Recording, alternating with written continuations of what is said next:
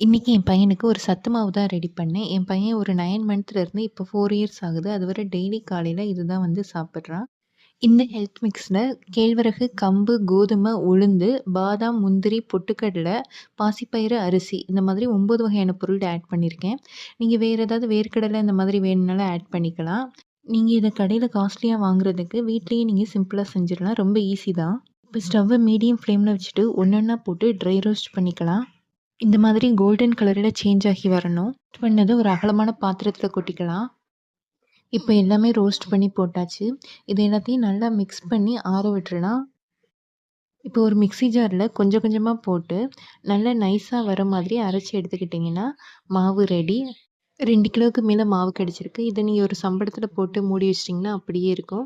காலையில சுடுதண்ணீல 2 கரண்டி மாவு போட்டு நல்லா கொதிக்க விட்டு, லைட்டா உப்பு போட்டு இறக்குனா சத்து மாவு கூழு ரெடி. இத விட கிட்ஸுக்கு ஒரு ஹெல்த்தியான பிரேக்ஃபாஸ்ட்